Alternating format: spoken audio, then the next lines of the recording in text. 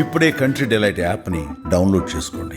Download the country delight app now. Recent గా Alwal police station పరిధిలో ఓ ఘటన జరిగింది. ముగ్గురు మైనర్ అమ్మాయిలు ఇంట్లో విభేదించి బయటకు వెళ్లి ముక్కు మోకం తెలియని వాళ్ళతోటి భువనగిరి వరకు వెళ్లి యాదాద్రి వరకు అక్కడ రూమ్ లో వాళ్ళని ఆ అబ్బాయిలు ముగ్గురు అమ్మాయిల్ని కూడా ఒకడు పరిచయం అయ్యి ముందు తర్వాత ఇంకో ఇద్దరిని తీసుకొని వచ్చి ముగ్గురు అమ్మాయిల్ని రేప్ చేశారు, మైనర్స్ని. అది నిన్న పోలీసులు ఎవరు ఏంటి అని మొత్తం ఆరా తీసి నిన్న పట్టుకున్నారు. అమ్మాయిలు ఇంటికి వచ్చి చెప్పారు. తర్వాత ఎవరు అనేది నిన్న పోలీసులు ఐడెంటిఫై చేసి వాళ్ళని రిమాండ్ కూడా చేశారు. అయితే ఇందులో ఎవరైతే అక్కడ రూమ్స్ ఇచ్చారో వాళ్లకు లాడ్జింగ్లో అతన్ని కూడా అరెస్ట్ చేశారు పోలీసులు. అసలు ఏమైపోతుంది, ఎక్కడికి పోతున్నాం? చిన్న చిన్న పిల్లలు ఇంట్లో తల్లిదండ్రులను విభేదించటం ఏంటి? స్కూల్లో చదువుకునే పిల్లలకి వేరే అబ్బాయిలతో పరిచయాలు ఎందుకు? ఆ వెళ్ళిన వాళ్ళు ఎవరు ఏంటి అని చూడకుండా లాడ్జింగ్ వాళ్ళు ఎలా పడితే అలా రూమ్ ఎలా ఇచ్చేస్తారు? అసలు ఏం జరుగుతుంది? గుడ్ పేరెంటింగ్ అంటే ఎలా ఉండాలి? దాన్ని పిల్లలకు అర్థమయ్యేలా ఎలా చెప్పాలి? ఇవన్నీ ఒకసారి మనం జై భారత్ పార్టీ వ్యవస్థాపక అధ్యక్షులు,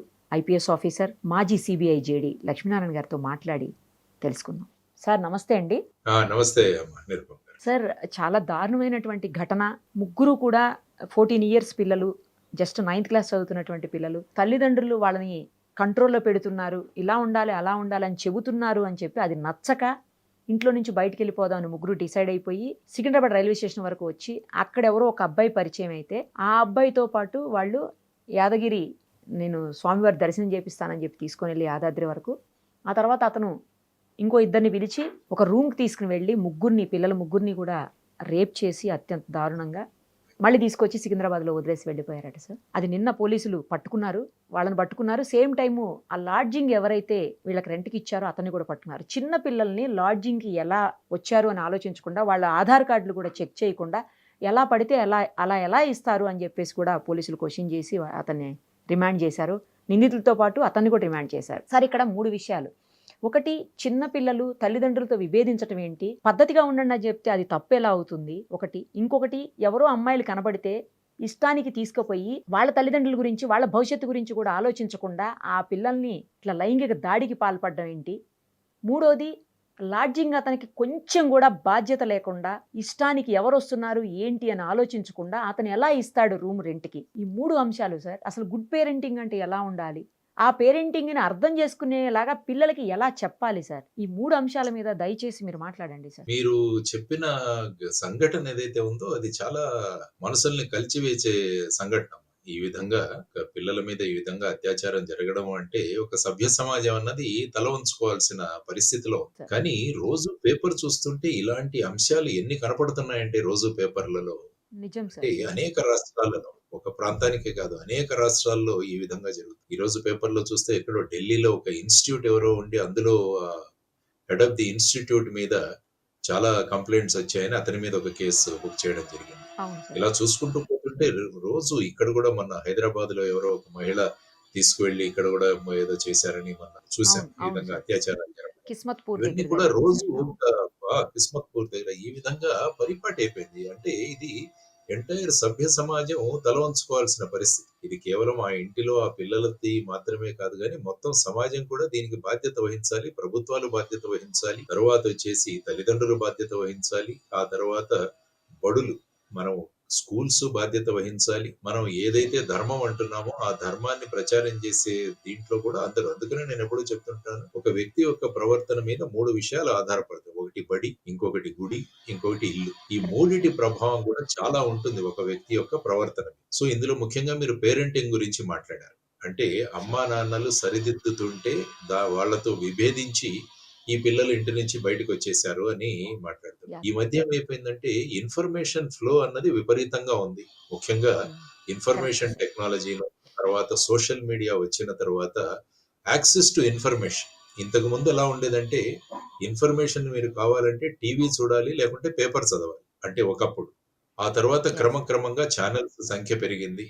ఆ తర్వాత ప్రధానంగా వచ్చేసి ఇప్పుడు సోషల్ మీడియా వచ్చేసి, సోషల్ మీడియా వచ్చిన తర్వాత ఇప్పుడు ప్రతి ఒక్కరి దగ్గర ఫోన్ ఉంది. అవసరమా లేదా అని కూడా ఆలోచించట్లేదు. ముఖ్యంగా తల్లిదండ్రులు చూసినా కూడా పిల్లలకు ఫోన్లు ఖచ్చితంగా కొని ఇవ్వాల్సిన పరిస్థితులు ఎదుర్కొన్నారు. ఎందుకంటే చాలా మంది పిల్లలు, నేను పేపర్లో చదివా, ఫోన్ కొని ఇవ్వలేదని ఆత్మహత్యలు చేసుకున్న వాళ్ళు చేసుకున్నారు సార్. కరెక్ట్. సో ఈ విధమైన పరిస్థితులు కూడా మనం పేపర్లో చూడనివ్వలేదని కూడా, ఫోన్ చూడనివ్వలేదని కూడా చేసుకున్నారు సార్.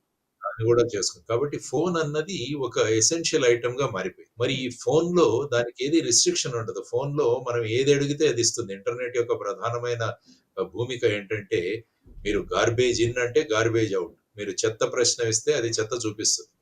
మీకు హ్మ్. మంచి ప్రశ్న అడిగితే మంచి ఇన్ఫర్మేషన్ ఇస్తుంది. సో, మనం ఈ కరెక్ట్ సార్. ఫోన్‌ని ఏ విధంగా ఉపయోగించుకుంటున్నాం అన్నది కూడా ప్రధానమైనది. సో, దీని మీద నియంత్రణ ఎవరు పెట్టాలి అన్నది కూడా ఒక ప్రధానమైన ప్రశ్నగా మారింది. తర్వాత ఏమైంది? ఈ మధ్య కాలంలో కోవిడ్ కాలంలో స్కూల్స్ అన్నీ మూతపడ్డాయి. దానివల్ల ఒక 2 సంవత్సరాలు మొత్తం విద్యా బోధన అంతా కూడా ఆన్‌లైన్‌లోనే నడిచింది. ఆన్‌లైన్‌లోనే సో, అయింది. అవును దానివల్ల సార్. అవును. ఇంకా ఈ ఆన్‌లైన్ ప్రభావం పెరిగింది. తర్వాత పిల్లలందరి దగ్గర కూడా ఫోన్‌లొచ్చాయి. కాబట్టి వాళ్ళు ఈ ఆన్‌లైన్‌లో వాచ్ చేయడం అన్నదానికి అలవాటు పడ్డారు. హ్మ్. అంటే ఈ ఆన్‌లైన్‌లో మీకు ఏం కావాలంటే అది దొరుకుతుంది. మీరు ఏమి ప్రశ్నిస్తే అది దొరుకుతుంది. ఏం కావాలంటే అది చూడొచ్చు. ఈవెన్ కొంతమంది దీన్ని చూసి బాంబులు తయారు చేసేవాళ్ళున్నారు. తర్వాత నిజం సార్. రకరకాల అవును. కెమికల్స్ తయారు చేసేవాళ్ళున్నారు. ఇలా రకరకాలుగా హత్యలు క్రైమ్ చేసేవాళ్ళు గూడా అనేది ఉన్నారు గదా సార్! హత్యలు చేసేవారున్నారు. దాన్ని అవి సాక్ష్యాధారాలు దొరకకుండా ఎలా చేయాలన్నది కూడా అది అవి గూడా. చూపిస్తారు. అవును సార్. కరెక్ట్. కరెక్ట్. ముఖ్యంగా ఈ క్రైమ్ పెట్రోల్ ఇలాంటివి సీరియల్స్ కొన్ని ఎవరో చెప్పారు మొన్న. నేను అది ఒకసారి చూస్తే అందులో హ్మ్. రకరకాలు అంటే కుటుంబంలో మనకున్న ఈ సంబంధాలు, బాంధవ్యాలు ఇవన్నీ పక్కన పెట్టేసి కేవలం క్రైమ్‌ను చూపించాలి అన్న ఒక ఉద్దేశ్యంతో వాళ్ళు చూపించరాని విషయాలన్నీ కూడా చూపిస్తున్నారు అందులో. సో, ఇటువంటి పరిస్థితులలో మరి వీళ్ళ ఆలోచన విధానం ప్రభావితమవుతుంది ఖచ్చితంగా. సో, ఈ ఆలోచన విధానాన్ని ప్రభావితం అవ్వకుండా కాపాడాల్సిన బాధ్యత అటు సభ్య సమాజం మీద ఉంది, తల్లిదండ్రుల మీద ఉంది. తర్వాతొచ్చేసి మన అనేక సొసైటీ మీద గూడా ఉంది. సో, వారు వారి భూమికలను పోషిస్తున్నారా లేదా అన్నది ఒకసారి మనం పరిశీలిస్తే పేరెంటింగ్ అన్నది ఎక్కడా కూడా ఒక స్కూల్ గాని, కాలేజీ గాని లేదు. ప్రతి ఒక్కరు కూడా వాళ్ళ చిన్నతనంలో, వాళ్ళ పేరెంటింగ్‌లో వాళ్ళ తల్లిదండ్రులు వాళ్ళని ఏ విధంగా ట్రీట్ చేశారు. మనం ఏ విధంగా ఆ టైంలో మా తల్లిదండ్రులు ఈ విధంగా ప్రవర్తించుంటే బాగుండేదన్న ఉద్దేశ్యంతో పేరెంటింగ్ అన్న స్టైల్స్ మారిపోతుంది. అంటే సార్. ఒక పర్టిక్యులర్ పేరెంటింగ్ స్టైల్ అని ఎక్కడా లేదు. వాళ్ళ హ్మ్. అనుభవాలతో ఈ పేరెంటింగ్ వ్యవస్థ అన్నది ఉంటోందన్నమాట. ఆ తరువాత ముఖ్యంగా ఏంటంటే ఇంతకు ముందే మనం అనుకున్నాము. జాయింట్ ఫ్యామిలీ సిస్టమ్ అన్నది మనం పోయింది. ఎందుకంటే పట్టణాలకు వలస రావడం, ఆ తర్వాత ఉద్యోగాల మీద ఆధారపడ్డం. ఇంతకుముందు ఎలాగుందంటే కుల వృత్తులు చేసుకుంటూ ఉండేవాళ్ళందరూ. కుల వృత్తుల వల్ల ఏమవుతుందంటే అందరూ కలిసి పని చేసుకునేవాళ్ళు. సో, దానివల్ల ఏంటంటే ఒక్కొక్క కుటుంబంలో తాతలు, తర్వాత వాళ్ళ పెదనాన్న, చిన్నాన్న, తర్వాత అత్తలు వీళ్ళంతా కలిసి ఒక జాయింట్ ఫ్యామిలీగా ఉండేది. అప్పుడేమవుతుందంటే పిల్లలు ఏం చేస్తున్నారు అన్నది ఎవరో ఒకరు వాచ్ చేసేవారు. ఎవరైనా ఇంటికి లేట్‌గా వచ్చినా కూడా, ఏదైనా ప్రవర్తనలో మార్పొచ్చినా కూడా వాళ్ళను నివారించేవాళ్ళు, వారించేవారు. ఆ తరువాత ఏమైపోయిందంటే ఈ ఉద్యోగాల వేటలో ఈ చిన్న చిన్న కుటుంబాలుగా మారిపోయాయి. ఇప్పుడు వీటిలోనే న్యూక్లియర్ ఫ్యామిలీస్ అంటాం. అందులో ముఖ్యంగా ఇద్దరు పని చేస్తున్న కుటుంబాలు కూడా పెరిగిపోయాయి. Both husband and wife working. So, ఆ విధంగా వీళ్ళ మీద ఒక వాచ్ చేయాల్సిన అంటే వీళ్ళు ఎలా ఉన్నారు? వీళ్ళ ప్రవర్తన ఎలా ఉంది? అన్న దాని మీద ఎందుకంటే పిల్లలు ముద్దుగా వాళ్ళు తయారవుతున్నారు. పిల్లలు సార్. ముద్దుగా తయారవుతుండడం వల్ల వాళ్ళు ఎవరి పిల్లలు వాళ్ళకి ముద్దు ఖచ్చితంగా. సో, అంతే గదా సార్. వాళ్ళతో వాళ్ళు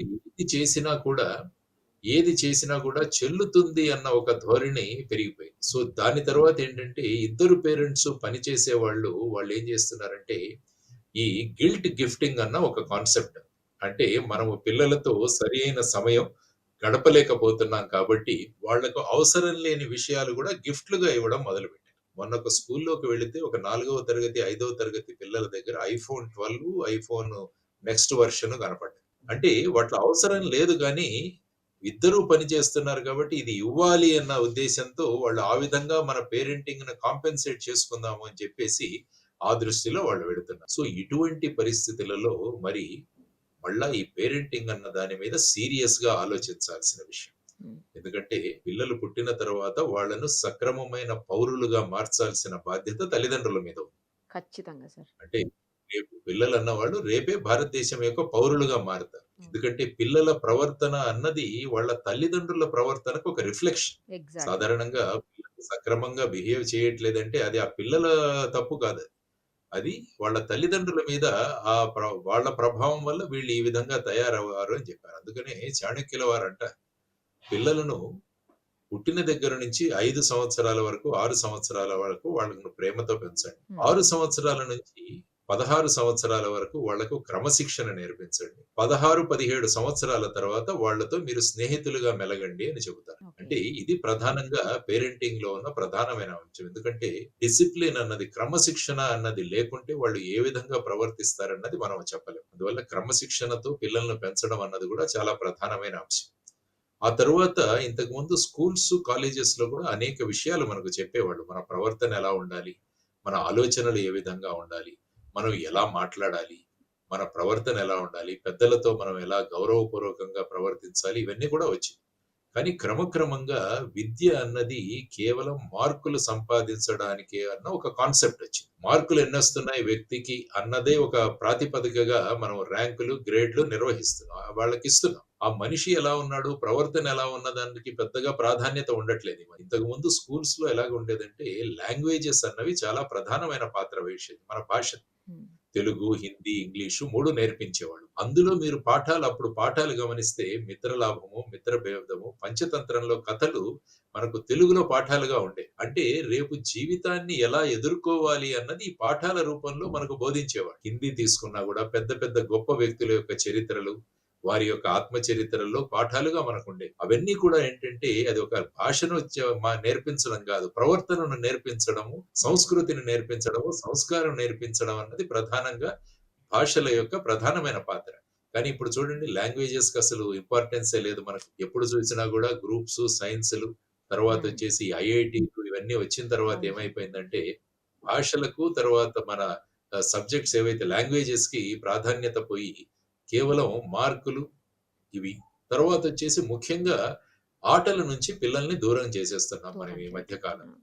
ఆడుకునే ఆటలు ప్లే కూడా గ్రౌండ్స్ చాలా ఎక్కడున్నాయి సార్ అసలు కనిపిస్తున్నాయి. స్కూల్స్‌లో లేనే లేవు. ఆటలు ఇంటి లేవు. దగ్గరికొచ్చిన ఇవన్నీ తర్వాత కూడా ట్యూషన్‌లనో లేకపోతే చదువనో ఏదో ఒకటి. మైదానాలు లేని స్కూల్స్ చాలా ఉన్నాయి యాక్చువల్లీ. దానివల్ల ఏమైపోతుందంటే గెలుపు ఓటములు అన్నవి పిల్లలకు తెలియట్లేదు. దానివల్ల కొద్దిగా ఎక్కడైనా పరీక్షల్లో మార్కులు తక్కువగానే వాళ్ళు విపరీతమైన స్ట్రెస్‌కు డిప్రెషన్. లోనైపోయి వాళ్ళ అవును సార్. జీవితాలను తీసుకునే ఆత్మహత్యల దగ్గర కూడా వెళుతున్నారు. సో, అవును దీన్ని సార్. కూడా ఆలోచించాల్సిన అంశం. పెద్దలెప్పుడు గూడా, తల్లిదండ్రులెప్పుడు గూడా పిల్లలు ఆటలాడితే వాళ్ళ సమయం వేస్ట్ అవుతుంది, వాడి టైం వేస్ట్ అని ఆలోచించకుండా, అతను గెలుపు ఓటములన్న జీవితాల్ని యెస్. నేర్చుకుంటున్నాడని చెప్పి. ఇంతకుముందు ఇంట్లో పరమపద సోపానపటం ఆడేవాళ్ళం. Snakes and ladders. ఆ! ఆ snakes and snakes and ladders sir. Ladders అవును. ఎందుకు ఆడేవాళ్ళమంటే, జీవితంలో ఒక్కొక్కసారి నిచ్చెన దొరుకుతుంది. ఒక్కొక్కసారి మనం పాము చేతిలో పడతాం. పాము చేతిలో పడితే మనం మళ్ళా కిందికి రావాల్సిందే అని 99వ గడిలో ఒక పెద్ద పాముంటది. సో, దాన్ని దాటాలి అంటే మనం సరిగ్గా పాచికలు వేస్తేనే వెళ్ళగలం. అంటే ఈ సార్. ఆటలన్నవి జీవితాన్ని నేర్పిస్తాయి. చెస్ కావచ్చు, లేకుంటే మీ సాంఘిక గేమ్స్ అంటే టీమ్ గేమ్స్ అంటాం మనం. అవన్నీ సార్. కూడా వాలీబాల్ కావచ్చు, ఖోఖో హ్మ్. కావచ్చు, ఇవన్నీ కూడా ఏంటంటే మనం ఒక బృందంగా ఆడతాం. ఒక టీమ్‌గా ఆడతాం కాబట్టి మన విజయంలో మనం ఒకటే కాదు, అందరూ కలిస్తేనే మనం జీవితంలో విజయం యాహ్! సాధించగలదన్న ఒక పాఠం కూడా ఈ సాంఘిక ఆటలు అన్నవి మనకు నేర్పిస్తాయి. సో, ఇవన్నీ కూడా ఏంటంటే ఒక పద్ధతి ప్రకారం డిజైన్ చేసిన అంశాలు కానీ, ప్రస్తుతం ఉన్న ఈ ర్యాట్ రేస్‌లో త్వరగా ర్యాంకులు రావాలి, మార్కులు రావాలి, ఉద్యోగాలు సంపాదించాల్సిన మార్గంలో మనం బేసిక్ ఫౌండేషన్ ఏదైతే ఉందో, ఆ ఫౌండేషన్‌కో ఎక్కడో దెబ్బ తగులుతుంది. ఫౌండేషన్ సరిగా లేకుంటే దాని మీద మీరు ఎన్ని అంతస్తులు కట్టినా గూడా ఆ భవనం కూలిపోతుందన్నది మనం అవును చూసుకోవాలి. సార్. ఉపయోగం సో, ఈ ఉండదు. అవును సార్. ఫౌండేషన్ అన్నది చాలా ఇంపార్టెంట్. ప్రైమరీ ఎడ్యుకేషన్ అన్నది చాలా ముఖ్యం. ఈ మధ్య ఇంగ్లీష్ మీడియం అని చెప్పేసి ఇంకొక ప్రధానమైన దీంట్లో మనం ఇరుక్కున్నాం ఒక ట్రాప్‌లో. ఇంగ్లీష్ మీడియం ఏమవుతుందంటే పిల్లలు కేవలం బట్టి పట్టే విధంగానే తయారవుతున్నారు. ఇంగ్లీష్ మీడియంలో ఆ ఇంగ్లీషు ఇవి జానీ జానీ యస్ పప్పా అంటాడు. అందులో ఏం నేర్పించేది నువ్వు అబద్ధం చెప్పాలని నేర్పిస్తుంది. ఈటింగ్ షుగర్ నో పప్పా అంటాడు. ఓపెన్ యువర్ మౌత్ అంటే అహాహా అంటాడు. అంటే పిల్లవాడికి ఏం నేర్పిస్తున్నావు? నువ్వు చక్కెర తింటున్నావు గానీ, నువ్వు తినట్లేదని మీ నాన్నకి చెప్పన్నది ఆ పాఠంలో వచ్చేది నేను. అది ఒక పాపులర్ రైమ్ అది. Rhyme so, sir. అలా అవును. చూసుకుంటూ వెళ్తుంటే తెలుగులో చక్కని పద్యాలు మనకు నేర్పించేవాళ్ళు చిన్నతనంలో. ఒకరికొకరు ఎలా సహాయం చేసుకోవాలి ఈ కథలు అన్నది. దాని తర్వాత ఏమవుతుందంటే ఇంగ్లీష్ మీడియం ద్వారా కేవలం బట్టి పట్టే విధానము మనం అవలంబించుకున్నాం. ఆలోచన తక్కువ, బట్టి బట్టి వాటిని ఎలాగైనా పేపర్‌లో రాసేయాలి, ఎగ్జామ్ హాల్‌లో రాసేయాలని ఆలోచన విధానం గూడా మారిపోతుంది. తరువాతొచ్చేసి ఈ హార్మోనియల్ చేంజెస్ అన్నవి గూడా ఈ యాహ్! మధ్య సార్. అవును. తినే తిండి వల్ల, తర్వాత చూసే విషయాల వల్ల కూడా హార్మోనియల్ చేంజెస్ అనేవి చాలా త్వరగా వస్తున్నాయి పిల్లల్లో ఈ మధ్య. Correct sir. అవును. సో, ఈ విధమైన ప్రభావం కూడా వాళ్ళ మీద చూపిస్తుండడం వల్ల ఇటువంటి సంఘటనలు కూడా జరిగే అవకాశం. సో, వీటన్నిటిని పరిగణలోకి తీసుకొని మనం ఆలోచించాల్సిన అంశం ఉంది అని నేను అనుకుంటాను. మీరేదో ఇక్కడ అడుగుతున్నారు. ఇంకొక కీలకమైన అంశం ఉంది సార్. అతను ఎవరైతే లాడ్జ్ ఓనర్ ఉన్నాడో, అతను కనీసం చెక్ చేయకుండా ఆళ్ళ ఏజ్‌లో లేకపోతే ఆధార్ కార్డ్‌లో చెక్ చేయకుండా రూమ్స్ ఎలా ఇచ్చేస్తాడు సార్? చిన్న పిల్లలు అక్కడ కనబడుతున్నారు కళ్ళెదురుగుండా. వాళ్ళని చెక్ చేయకుండా కనీసం ఇన్ఫర్మేషన్ దగ్గరలో ఉన్నటువంటి పోలీసులకన్నా ఇవ్వకుండా అతను అలా చేయటం ఎంతవరకు కరెక్ట్ సార్? అంటే సంపాదన ఒక్కటే ఇంపార్టెంటా? అంతే గదా! ఇప్పుడు సమాజంలో చూసినా గూడా మీరు ఒక వ్యక్తి యొక్క వాల్యూని అతని దగ్గరున్న డబ్బులతో మీరు కొలుస్తున్నారు. సమాజం అంతా కూడా ఎవరి దగ్గర డబ్బులు ఎక్కువగా ఉందంటే వాళ్ళు సమాజంలో గొప్పవాళ్ళు. ఇది మనం ప్రస్తుతం సమాజంలో ఉన్న నార్మ్. దానివల్ల ఈ లాడ్జ్ పెట్టిన వాళ్ళు కూడా అంటే ఒక వ్యక్తి ఈ సమాజం పట్ల నాకు బాధ్యత ఉంది అన్న విధంగా ఆలోచిస్తే ఇటువంటి సంఘటనలు జరగవు. ఇప్పుడు ఆ yeah! Sir. Lodge correct. Owner మీరన్నట్టు ఈ సమాజం పట్ల నాకు బాధ్యత ఉంది. నా సంపాదన ఒక విషయం కానీ, ఈ సమాజం బాగుండాలన్నది నా బాధ్యత అన్నది నేర్చుకున్నప్పుడు ఇటువంటి విషయాలు వాడు రాగానే వెంటనే కనీసం పోలీస్ స్టేషన్‌కో వీళ్ళందరినీ కూర్చోబెట్టి వాళ్ళ తల్లిదండ్రులను పిలవడం, కౌన్సెలింగ్ యెస్. చేయడం, కరెక్ట్ పోలీసుల్ని సార్. పిలిచి ఏం జరుగుతుందో అని చేయాల్సిన బాధ్యత మీరన్నట్టు యెస్. ఆ లాడ్జ్ ఓనర్ మీద ఉంది. కానీ లాడ్జ్ ఓనర్ సమాజం ఎటుపోయినా పర్వాలేదు నాకేం సంబంధం లేదు. నాకు నా డబ్బులొస్తే చాలు అని అనుకుంటే ఇలాంటి సంఘటనలు జరుగుతుంటాయి. అందువల్ల అవును మనం సార్. ఏమనుకుంటున్నామంటే ఇల్లు నాది అనుకుంటున్నాం గానీ సమాజం నాది కాదు అనుకోవట్లేదు. సో దానివల్ల ఏంటంటే ఇటువంటి ప్రమాదాలన్నీ వస్తున్నాయి. సో వీటన్నిటిని ఆలోచించాలి అంటే ఒక సమగ్రమైన శిక్షణా విధానం ఉండాలి. మన నేషనల్ ఎడ్యుకేషన్ పాలిసీ అని తీసుకొచ్చాం. అంటే విద్యా విధానంలో ఎటువంటి మార్పులు రావాలి అన్నది కానీ ఇంకా ఇంప్లిమెంటేషన్ అంతంత మాత్రంగానే ఉంది. అందులో మీరు చూస్తే ముఖ్యంగా 5వ తరగతి వరకు వీలైతే 8వ తరగతి వరకు మాతృభాషలో, వాడక భాషలో బోధన జరగాలి అని చెప్పేసి అందులో చెప్పిన అంశం. కానీ ఇప్పుడు అది సార్. కూడా ఇంప్లిమెంట్ చేయలేదు కదా మనం. సో చేయట్లేదు. దానివల్ల స్టూడెంట్స్ ఏంటంటే ఒక రోబోలుగా మనం తయారు చేసేసుకుంటూ ఉన్నాం. దానికి తోడు ఇప్పుడు కొత్తగా ఆర్టిఫిషియల్ ఇంటెలిజెన్స్ అన్నదొచ్చింది. అంటే ఏఐ మనిషిని ఒకటి. పక్కన అవును పెట్టి సార్. మెషిన్‌లు ముందు కాలంలో అన్నీ నడపబోతున్నాయి. ఆర్టిఫిషియల్ హ్మ్. ఇంటెలిజెన్స్ డెఫినిట్‌గా మంచిదే.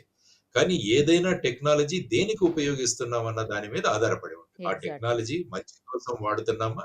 చెడు కోసం మాట్లాడుతున్నామా? అన్నది దాన్ని బట్టి టెక్నాలజీ అన్నది ఉంటుంది. అందుకనే కరెక్ట్. రవీంద్రనాథ్ ఠాగూర్ గారు ఏమన్నారంటే ఆయన ఒక చక్కని విషయం చెప్పారాయన. By the time a child becomes 16 the cast is mould అంటాడు. అంటే 16 సంవత్సరాలు వచ్చేసరికి ఆ ఏదైతే ఉంటుందో ఆ అంశం తయారైపోయి ఉంటుంది. దాన్ని పెద్దగా మార్చలేం.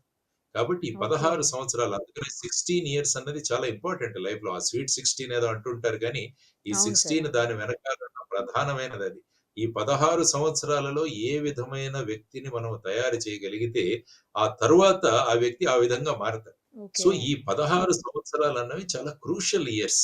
దానివల్ల అటు హుహు. తల్లిదండ్రులు, ఇటు ఉపాధ్యాయులు, ఇటు సమాజం ఇవన్నీ కూడా ఈ వ్యక్తి యొక్క ఆలోచన విధానంలో మార్పు రావాలి. ఈవెన్ మనం ఓకే. ధార్మిక స్థలాలకు వెళతాం. మన మతాలను బట్టి మనం ధార్మిక స్థలాలను వెళ్తాం. కాబట్టి గుళ్ళు కావచ్చు, మసీదులు కావచ్చు, చర్చిలు కావచ్చు ఇవన్నీ కూడా పాజిటివ్ థింకింగు తర్వాత సమాజం పట్ల ఈ విషయాలను వాళ్ళకి తెలియజేయాలి. జస్ట్ గుడికి వెళ్లి మనం దర్శనం చేసుకొని రావడం కాదు. ఆ తరువాత ఆ విషయాలు చదవాలి. ఆ విషయాలు మనకు ఏం నేర్పిస్తున్నాయని తల్లిదండ్రులు బోధన చేయాలి. ఇంతకుముందు తాతలు, ముత్తాతలు లేకుంటే అమ్మమ్మలు, నానమ్మలు ఇంట్లో ఉండేవాళ్ళు. వాళ్ళు అనేక విషయాలు పిల్లలకి చెప్పేవాళ్ళు. ఈ విధంగా మసలుకోవాలి, ఈ విధంగా చేయాలి, వారిస్తూ ఉండేవాళ్ళు. తరువాత పురాణాల్లో ఉన్న అంశాలు గూడా మనకు చెప్పేవాళ్ళు. అవన్నీ కూడా మనకు పాఠ్యాంశాలుగా గూడా ఉండేవి. సో, ఆ విధమైన భావనల నుంచి మనమంతా బయటికొచ్చేసి ఈ సెక్యులర్ ఎడ్యుకేషన్ అన్న ఒక కాన్సెప్ట్ తీసుకొచ్చేసి, తెలియాల్సిన విషయాలన్నవి మనకు పాఠ్య గ్రంథాల్లో పెట్టకుండా, కేవలం అది ఒక మతంగానే చూడడం అన్నది ప్రధానంగా జరుగుతున్న అంశం. యాక్చువల్‌గా మీరు భగవద్గీతను చూడండి ఫర్ ఎగ్జాంపుల్. భగవద్గీత చాలా మంది మత గ్రంథం అంటుంటారు. ఒక్కసారి భగవద్గీత డీటెయిల్డ్‌గా మీరు చదివితే, దానికి మించిన పర్సనాలిటీ డెవలప్‌మెంట్ పుస్తకం ఈ ప్రపంచంలో ఇంకోటి లేదు. అనేక ఎగ్జాక్ట్‌లీ. విషయాలను తెలియజేస్తుంది. సో, ఈ విధంగా మనం ఉన్న విషయాలను మన దగ్గర ఉన్న ఆస్తులు ఏవైతే ఉన్నాయో వాటన్నిటిని కూడా సరిగ్గా వినియోగించుకోకుండా, ఈ కొత్త కొత్త విధానాల ద్వారా ఏమవుతుందంటే ఇటువంటి సంఘటనలు జరుగుతాయి. ఆ తరువాత ఇటువంటి తప్పు చేసిన వాళ్ళని వెంటనే శిక్షలు పడితే, దాని కరెక్ట్ సార్. ప్రభావం కూడా సమాజం మీద ఉంటుంది. దేశాన్ని మొత్తం కలిచివేసిన నిర్భయ సంఘటన కూడా సుమారుగా 10-12 సంవత్సరాలు పట్టింది దాని మీద. అంటే మొత్తం దేశాన్నే కుదిపివేసిన సంఘటన ఏదైతే ఉందో, దానికే ఇన్ని రోజులు పడితే, మేము తప్పు చేసినా కూడా మాకేమీ కాదు అన్న ఒక ధోరణి ఏదైతే ఉందో సమాజంలో, అది కూడా త్వరగా కేసులు పరిష్కరించబడాలి. కేసులలో ట్రయల్ జరగాలి. శిక్షలు పడితే కరెక్ట్ సార్. అప్పుడు కరెక్ట్. సమాజం నేర్చుకుంటుంది. ఇప్పుడు మీరేవో ఫోటోలు చూపిస్తున్నారు. అవి చూడండి ఆ పిల్లల యొక్క హెయిర్ స్టైల్ ఏంటి? ఆ! వాళ్ళున్న విధానం ఏంటి? అదే ఇవన్నీ కదా! కూడా కొత్తగా చూస్తుంటాను. విచిత్రమైన హెయిర్ స్టైల్స్ వచ్చాయి ఈ మధ్య సమాజంలో మీరు హ్మ్. చూస్తే. నేను కాలేజెస్‌కి వీటికి వెళ్తుంటాను గదా! అంటే ఏమవుతుందంటే ఇక వారి మీద ఎవరి నియంత్రణ లేదు అన్న పరిస్థితి ఏర్పడిపోయింది సమాజం. సో, ఇది సమాజానికి ప్రమాదకరం. సో, తల్లిదండ్రులు ఎప్పుడు కూడా వాళ్ళ భావాలు, వాళ్ళ బాధ్యతల నుంచి మేము తప్పించుకుంటే ఏమవుద్దంటే రేపు సమాజానికి కంటకుడుగా వస్తాడు. అందుకని ఒక చిన్న కథ ఉంది. హ్మ్. ఒక ఆవిడ చిన్నప్పుడు వాళ్ళ పిల్లవాడు పక్కింట్లో తోటకూర, గోంగూర ఇవన్నీ దొంగతనం చేసుకుంటూ వస్తుంటే వాడినేమి అనలేదట. ఆ తర్వాత వాడు పెద్ద గజ దొంగగా మారతాడు. ఆ తరువాత వాడిని పోలీసులు పట్టుకుంటారు. అప్పుడు ఈవిడ వెళ్లి పోలీసులు అన్యాయంగా మా వాడిని అరెస్ట్ చేశారంటే ఆ అబ్బాయి అన్నాడంట, "అమ్మా నువ్వు చిన్నప్పుడు నాకు గనక ఇది తప్పు అని చెప్పింటే నాకు ఈ పరిస్థితి వచ్చేది కాదు కదా!" అని ఆ పిల్లవాడు అంటాడు. సో, ఇలాంటి విషయాల వల్ల ఏమవుతుందంటే అనేక సందేశాత్మక విషయాలు పిల్లలకు తెలుస్తాయి. దీన్ని మనం కరెక్టే ముందుకు సార్. తీసుకురావాల్సిన అవసరం. సో, ఈ సంఘటన ఏదైతే ఉందో ప్రస్తుతం దేశంలో జరుగుతున్న సంఘటనలు ఏవైతే ఉన్నాయో, ఇవన్నీ కూడా అత్యంత ప్రమాదకరం. ఆ తర్వాతేంటంటే, పోలీసులు ఎప్పుడైనా ఈ విధంగా ఎవరినైనా నివారించడానికి చేస్తే మళ్ళా కొన్ని స ఈ కొన్ని అసోసియేషన్స్ ఇవి ఉన్నాయి. ఇవంతా ముందుకొచ్చేసి మోరల్ పోలీసింగ్ చేయాల్సిన అధికారం పోలీసులకేంటి అంట. అది తల్లిదండ్రుల బాధ్యత గదా! అంట. అంటే సమాజంలో ఎవరైనా ప్రవర్తన సరిగా లేకుంటే రోడ్డు మీద గాని, ఎక్కడైనా కూర్చొని సరిగా చేయకుంటే వాళ్ళనేదైనా తీర్చిదిద్దే మార్గంలో ఏదైనా చేయబోతే, మళ్ళా వాళ్ళకు మీకు ఎవరైనా ఈ విధంగా అఫెన్సెస్ చేస్తే పనిష్ చేయాలి గానీ, మీకు మోరల్ పోలీసింగ్ అధికారం ఎక్కడ ఉంది అని చెప్పేసి. తర్వాత ఇంకొక ప్రమాదకరమైన విషయాలేంటంటే, మన సినిమా. సినిమాలు కూడా అత్యంత ప్రభావం చూపిస్తున్నాయి పిల్లల యొక్క ఆలోచనా వ్యవస్థ మీద. ఇప్పుడు చూడండి ఎలాంటి సినిమాలొస్తున్నాయో కొన్ని సినిమాలు అవును. చూస్తుంటే, అవును సార్. అసాంఘిక శక్తులు ఏవైతే ఉన్నాయో వాళ్ళని హీరోలుగా ప్రొజెక్ట్ చేస్తూ పోలీసు వ్యవస్థని కరప్ట్‌గా చూపిస్తూ, అంటే ఏం సందేశం ఇవ్వబోతున్నాం మనం? తరువాత ప్రతి 10 నిమిషాలకి, 15 నిమిషాలకి హీరో గాని ఒక తాగుడు సంఘటన చూపించడం అందులో. చిన్న అక్షరాలతో smoking is correct. Injurious to health. Sir. Drinking alcohol is injurious to health అని అసలు మనం చాలా కష్టపడి చదవాలి. అటువంటి ఇవి ఉంటాయి. సో, ఇటువంటి విషయాలను ఎందుకు పెట్టాలి? హీరో తాగితేనే హీరోనా? సిగరెట్ తాగితేనే హీరోనా? ఎందుకంటే హీరో వర్షిప్ అన్నది మనకు సినిమాల వల్ల చాలా ఎక్కువగా ఉంది సమాజం. దానివల్ల ఏంటంటే హీరోలు ఏం చేస్తే మేము కూడా అదే చేస్తామన్న ధోరణి కూడా ఈ మధ్య యువతరంలో పెరిగిపోయింది. సో, అదే అంటున్నాను. ఇదంతా కూడా సాంఘిక బాధ్యత, సోషల్ రెస్పాన్సిబిలిటీ. ఆ ప్రొడ్యూసర్‌లకి, ఆ డైరెక్టర్‌లకి, ఆ హీరోలకి వీళ్ళందరికీ మనం చేస్తున్న విన్యాసాలు ఏవైతే ఉన్నాయో, మనం ఏవైతే మాటలు మాట్లాడుతున్నామో, ఇది సమాజం మీద ప్రగాఢమైన ప్రభావం చూపిస్తున్నామన్న జ్ఞానం ఉన్నప్పుడు, సమాజం పట్ల మనకు బాధ్యత ఉంది అనే వాళ్ళలో ఒక విషయం ఉన్నప్పుడు, అటువంటి వాళ్ళు ఇటువంటి సినిమాలు తీయరు. ఇటువంటి మాటలు మాట్లాడరు సినిమాల్లో. ఇటువంటి విషయాలు చూపించరు తెర మీద. సో, దీనివల్ల ఏంటంటే ఇదంతా కూడా సమాజం మీద ప్రభావం చూపిస్తుంది అన్నది ప్రతి ఒక్క వర్గం కూడా సమాజంలో ఆలోచించాలి. సమాజం పట్ల ఆలోచించాలి. దేశం పట్ల ఆలోచించాలి. ఇదొక సామూహిక బాధ్యత మనదంతా. ఇట్స్ ఎ సోషల్ రెస్పాన్సిబిలిటీ మనందరిది కూడా. సో, ఆ విధమైన ఆలోచనలతో అందరూ ముందుకు రావాలని కోరుకుంటూ, ఈ విధమైన ఈ జరిగిన సంఘటన ఏదైతే ఉందో అది నిందనీయం. వెంటనే ఈ కేసును త్వరగా పరిష్కరించి, ఈ మధ్య ఇటువంటి కేసులు ఎక్కడ ఉన్నా కూడా జువెనైల్స్ అన్న వాళ్ళు చాలా మంది ఇన్వాల్వ్ అవుతున్నారు ఇందులో మీరు చూసుకుంటే. సార్. ఈవెన్ 'నిర్భయ' కేసులో చూసుకున్నా కూడా ఇద్దరు జువెనైల్స్. 18 సంవత్సరాల కన్నా తక్కువ వయస్సు ఉన్న పిల్లవాళ్ళు. ఇప్పుడు ఏ సంఘటన జరిగినా కూడా అదే మీకు కనిపిస్తుంది. చాలా మంది ఈ మైనర్స్ ఇన్వాల్వ్ అవుతున్నారు. సంఘటనలో ఉన్న వాళ్ళని మీరు ఇంటరాగేట్, క్వెషన్ చేసినప్పుడు వాళ్ళందరూ కూడా ఈ పోర్న్ చూడడము, ఆ తర్వాత ఈ మొబైల్ ఫోన్స్‌లో ఈ విధమైన అశ్లీల చిత్రాలు చూడడము, వీటన్నిటి ప్రభావం వల్ల వాళ్ళకున్న హార్మోనియల్ చేంజెస్ వల్ల కూడా వాళ్ళ ఆలోచన విధానమే మారిపోతుంది. ఒక వ్యక్తిని చూసే భావన కూడా మారిపోతుంది ఈ మధ్య. అది ప్రమాదకరం. ఎందుకంటే భారతదేశం స్త్రీలను గౌరవించే దేశం. ఎత్ర నార్యంతు పూజ్యంతే రమంతే తత్ర దేవత అన్నది భారతదేశం యొక్క సంస్కారం. కాబట్టి మహిళలను ఆదరించి, గౌరవించే సంస్కారం భారతదేశ సంస్కారం. కానీ ఈ ఇటువంటి చిరు ప్రాయంలో ఉన్నవారే ఈ విధమైన ఆలోచనలతో ముందుకు వెళుతున్నారంటే, ఇది దేశానికి, రాష్ట్రానికి, సమాజానికి అత్యంత ప్రమాదకరమైన విషయం. దీనితో ప్రతి ఒక్కరూ కూడా మా బాధ్యత ఉంది అని ఆలోచించినప్పుడే ఏమవుతుందంటే ఈ సమాజం బయటపడుతుంది. లేకుంటే ఇలాంటి సంఘటనలు జరుగుతూనే ఉంటాయి. మనం ఇలా డిస్కషన్‌లు పెడుతూనే ఉంటాం. హ్మ్. సో, ప్రతి ఒక్కరి ఆలోచన విధానంలో మార్పు రావాలని మనం కోరుకుందాం. చక్కటి విశ్లేషణ sir. Thank you sir. Thank you so much. Right. నమస్కారం. సుమన్ టీవీలో మీ పర్సనల్ అండ్ బిజినెస్ ప్రమోషన్స్ కోసం కింది నెంబర్కి కాంటాక్ట్ చేయండి.